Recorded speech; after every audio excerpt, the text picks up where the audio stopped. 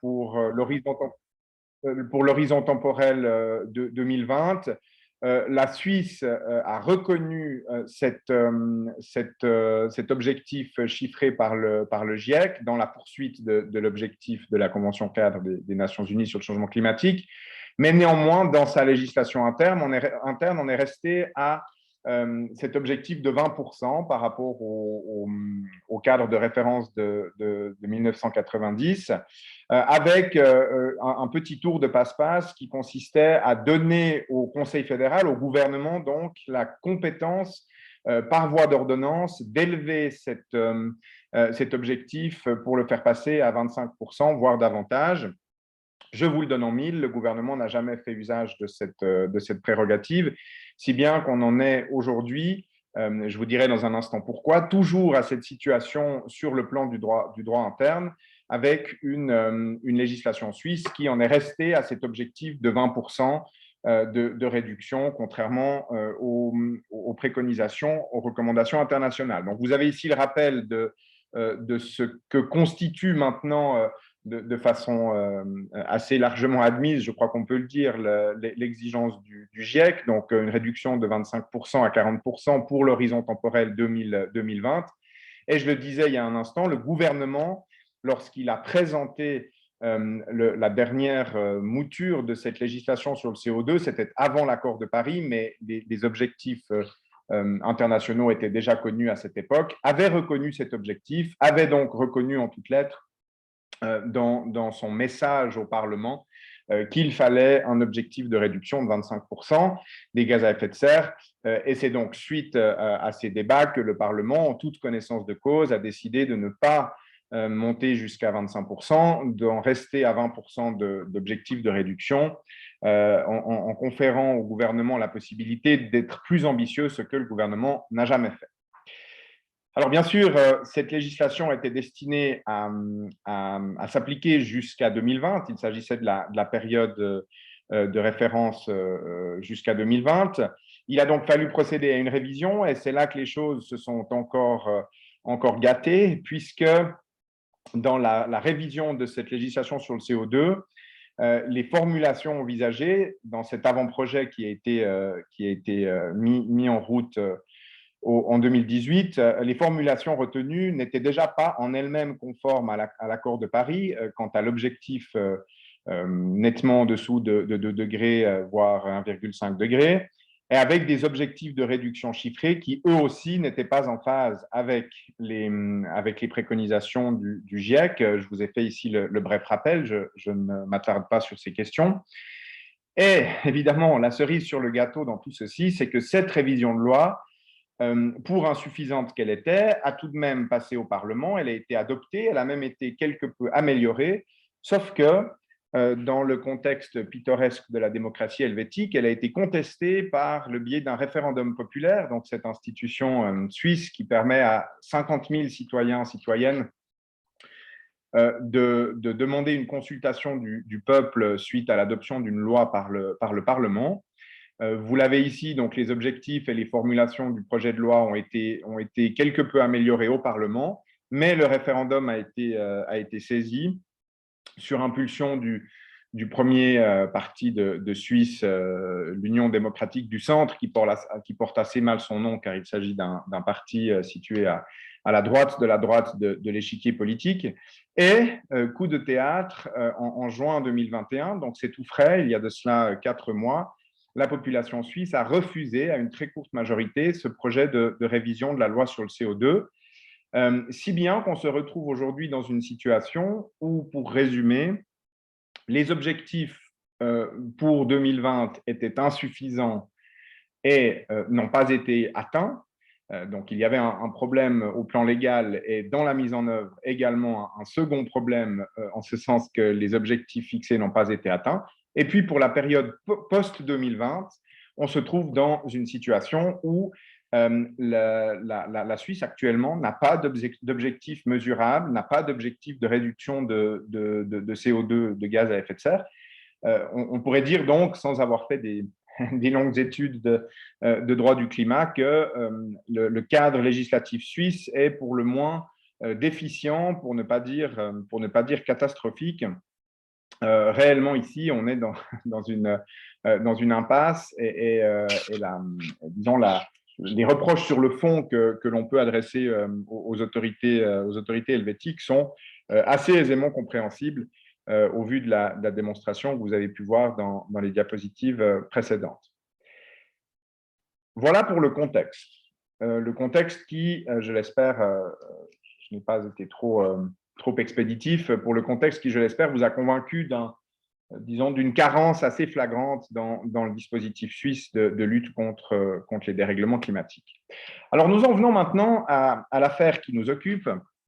Vous l'avez compris, donc je suis l'un des avocats impliqués dans cette affaire.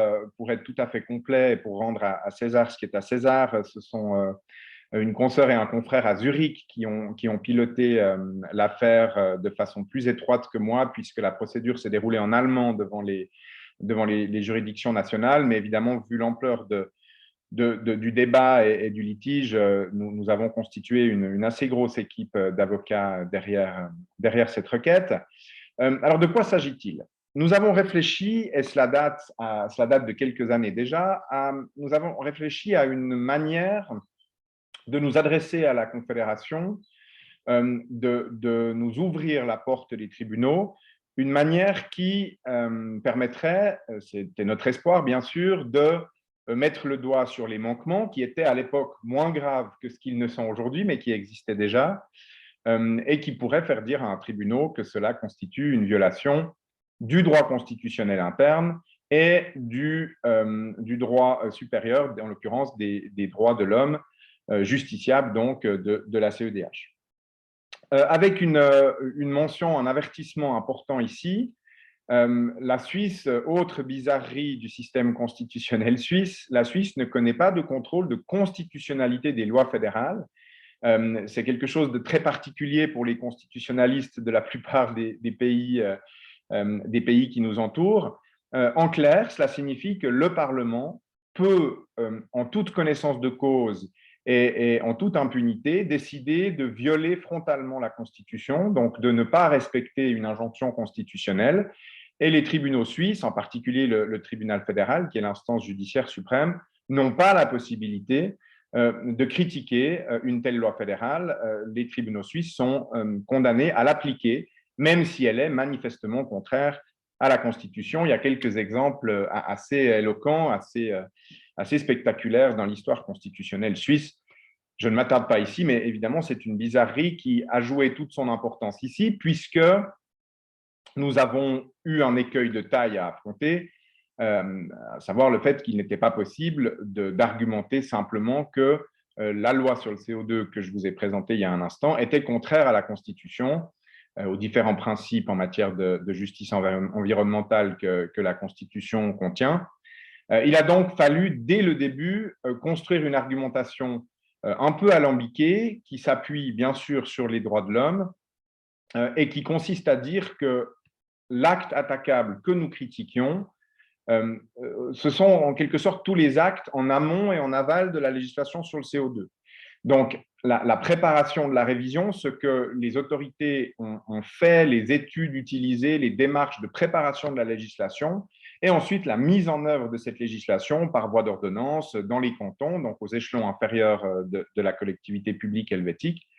C'est une argumentation un peu tordue, mais en quelque sorte pour contourner l'écueil qui était dressé sur notre chemin ici, vu l'impossibilité de critiquer frontalement la loi suisse, la loi fédérale. Le deuxième écueil que nous avons dû affronter d'emblée résulte de la conception, alors vous le verrez avec l'interprétation qu'en ont fait les tribunaux, de la conception particulièrement individualiste du droit suisse en matière de qualité pour recourir dans les causes de droit public. Le droit public constitutionnel et administratif suisse connaît la notion d'intérêt digne de protection, qui est une autre manière de dire qu'il faut une atteinte particulière pour qu'un individu puisse saisir la justice. Et la jurisprudence est particulièrement, c'est le cas de le dire, particulièrement restrictive à l'égard des requérants, des recourants, des justiciables. En d'autres termes, il faut être touchées personnellement, individuellement, actuellement, c'est les termes qui sont utilisés par la jurisprudence, par la décision attaquée. Il n'y a donc pas d'actio popularis, comme disent les juristes, aucune action populaire, mais dans les critères posés, on va même au-delà de cette exclusion de l'action populaire, puisqu'on demande un niveau d'intensité de l'atteinte particulièrement élevé pour qu'un requérant puisse saisir la justice. C'est fort de ces constats et de ces réflexions que la requête qui a été préparée et qui a été portée devant les autorités judiciaires s'est fondée sur la vulnérabilité de victimes directes du réchauffement climatique. Alors, 2 mots à ce propos, puisque c'est le cœur de notre discussion. Nous avons rassemblé avec différentes organisations, différents partenaires, des requérantes individuelles âgées de plus de 70 ans, qui, pour la plupart, ont pu documenter du point de vue médical des troubles cardiovasculaires, respiratoires, pulmonaires, et qui sont de sexe féminin. Je vous en dirai encore davantage dans un instant. Et nous avons constitué une association, dite Association des aînés pour la protection du climat. Et ce sont ces requérantes qui ont porté la cause devant les instances judiciaires pour une raison très simple qui a déjà été évoquée tout à l'heure en introduction. Leur vulnérabilité au changement climatique est documentée. Elle est documentée, elle l'est par des études suisses, par des études de la Confédération très récentes. Nous en avons cité plusieurs, mais je vous en donne 2 assez éloquentes. Une étude toute récente est arrivée à la conclusion que le 30% des décès liés au pic de chaleur pouvaient en Suisse être attribués au changement climatique d'origine anthropique, 30%. Et puis une autre étude qui a conclu au fait que la catégorie des plus de 75 ans, en particulier les femmes, était la catégorie la plus vulnérable sur le front du changement climatique en raison précisément des pics de chaleur et de l'augmentation des risques d'aggravation de ces différents troubles dont je cite quelques exemples ici, cardiovasculaires, respiratoires, pulmonaires, etc. C'est sur la base donc de cette vulnérabilité que nous avons construit notre requête. Ici, quelques dates pour que vous compreniez où nous en sommes. La requête a été adressée à la Confédération. Elle nous a ouvert, suite à la décision d'irrecevabilité, elle nous a ouvert la voie des tribunaux.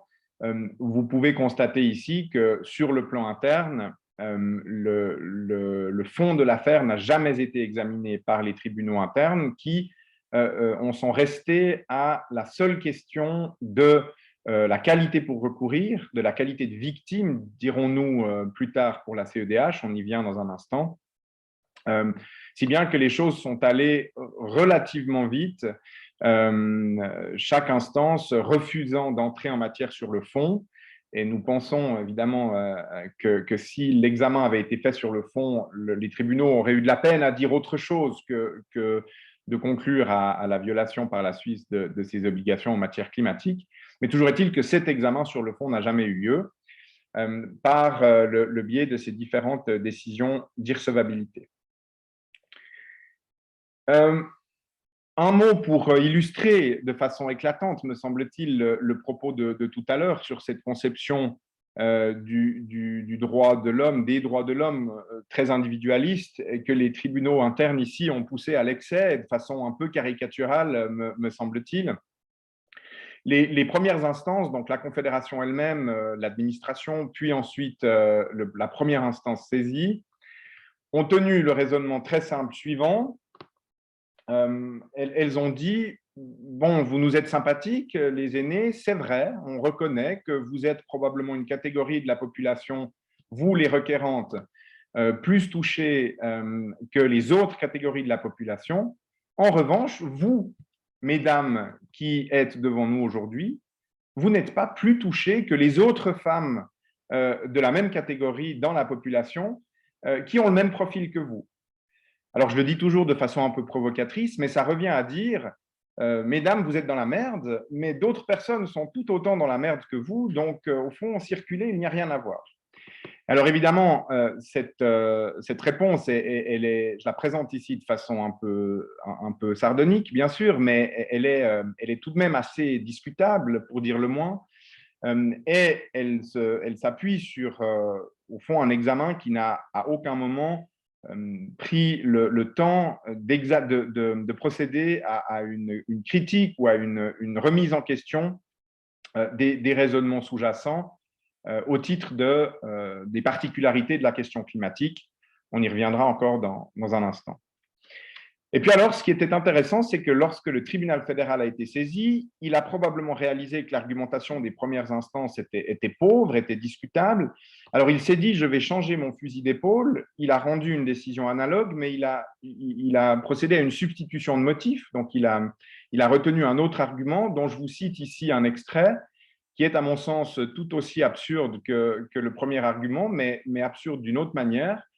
Le tribunal fédéral a dit les recourantes ne sont pas touchées avec l'intensité requise dans leurs droits fondamentaux. Selon l'accord de Paris sur le climat, le réchauffement climatique devrait être limité à un niveau bien inférieur à 2 degrés. Même sans que des mesures supplémentaires ne soient prises, cette valeur ne serait atteinte qu'à moyen ou long terme. Alors là aussi, je le dis avec un peu d'ironie, ce que le tribunal fédéral nous dit en substance, c'est nous sommes dans un véhicule lancé à 100 km/h et qui fonce en direction d'un mur. Nous sommes à 10 mètres du mur. Nous n'avons pas encore provoqué l'impact contre le mur. Nous avons encore le temps, donc ne nous préoccupons pas de la situation. Sauf que, vous l'aurez compris bien évidemment, vu la trajectoire de réchauffement sur laquelle nous sommes actuellement, dans laquelle nous sommes actuellement en Suisse comme ailleurs, le moment de tirer le frein à main est déjà venu et cette argumentation assez spécieuse du tribunal fédéral paraît tout aussi critiquable et tout aussi absurde que celle des instances inférieures. Un petit rappel ici pour la bonne compréhension de nos griefs sur le fond. Donc, je l'ai dit, quelques arguments tirés de la Constitution suisse elle-même, du droit interne, donc, mais bien sûr, surtout des arguments tirés des droits de l'homme, articles 2 et 8 CEDH, sous la perspective des obligations positives de l'État suisse. J'y reviens dans un instant. Pour bien sûr prolonger la réflexion et conclure avec toute une série de questions ouvertes par la procédure qui est maintenant pendante devant la CEDH. Donc, pour que ce soit clair et pour que tout le monde soit au courant des derniers développements de l'affaire, la CEDH a été saisie par une requête en automne 2020. La Suisse a répondu, c'était fin d'année 2020, la Suisse a répondu, la Cour européenne des droits de l'homme a d'emblée, au début de cette année 2021, déclaré qu'il s'agissait d'une affaire prioritaire et qu'elle y accorderait cette priorité, donc en impartissant un délai très bref à la Suisse, à l'État suisse pour se déterminer. Ce délai arrivait à échéance dans le courant de cet été, donc 2021. Suite à quoi nous avons eu la possibilité de déposer notre réplique aux arguments de la Suisse. Et la Suisse vient de déposer sa duplique, fin du deuxième échange d'écriture. Et nous attendons maintenant des nouvelles de la Cour sur la suite qui sera donnée à cet échange d'écriture. Mais c'est pour vous dire que l'échange d'écriture est clos. Et il y a eu évidemment un événement marquant dans cet échange d'écriture, c'est que la Cour a également, vous le savez certainement, la Cour a également ordonné, a autorisé plutôt l'intervention de parties tierces. Et une dizaine de parties tierces ont pu s'exprimer, passant de Michel Bachelet au commissaire aux droits de l'homme, à différentes commissions internationales des juristes, différentes universités, beaucoup de personnes très qualifiées qui se sont exprimées dans le cadre de cette procédure. Alors, brièvement encore, disais-je, car je crains que le temps Oui, en soit effet. compté. Brièvement encore, pour ouvrir quelques champs de réflexion sur la procédure qui est actuellement pendante, on retrouve ici, et vous l'aurez compris, toutes les questions ouvertes par les décisions internes que je viens de présenter. La question, sous l'angle de la CEDH, du statut de victime. Avec en filigrane cette tension entre une conception individualiste du droit, des droits de l'homme et une conception plus collective de ces droits. La question de la causalité, le gouvernement suisse nous dit en substance, même si nous faisions tout juste, cela ne changerait strictement rien au sort des requérantes, en raison du caractère global du réchauffement climatique, en raison de la participation particulièrement faible de la Suisse en chiffres absolus sur la problématique au niveau mondial, donc exactement la problématique qu'a pointé du doigt tout à l'heure professeur Mayer. Et ensuite, la discussion sur le fond, jusqu'où va le droit à un environnement sain?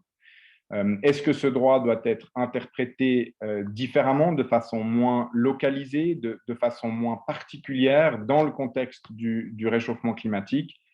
Là, je dois dire qu'on a lu avec un certain plaisir les interventions tierces dont je viens de parler, qui toutes, sans exception, appellent vigoureusement la Cour à interpréter de façon nouvelle, de façon renouvelée, et j'ai envie de dire, le droit à un environnement sain dans le contexte particulier du dérèglement climatique, parce que la nature même du problème auquel nous sommes confrontés appelle des réponses nuancées et différentes des réponses qui ont été apportées dans le cadre des pollutions de l'air localisées, des pollutions du sol, des problématiques de déchets, des thématiques évidemment que l'on connaît bien dans la jurisprudence de la CEDH. Et puis, évidemment, la question du droit à un recours effectif, puisque les tribunaux internes n'ont jamais pris la mesure de la discussion de fond, n'ont jamais accepté d'aborder la discussion de fond. Voilà, l'affaire est à suivre, donc on en espère beaucoup. Merci Et beaucoup. on croit certainement que tout ceci va ouvrir des perspectives non seulement académiques, mais également pratiques fort intéressantes pour nos discussions. Merci beaucoup, merci beaucoup. En effet, tout cela appelle beaucoup de questions et d'ailleurs, il y a déjà des réactions sur le chat. J'ai vu une réaction de Marie-Angèle Hermite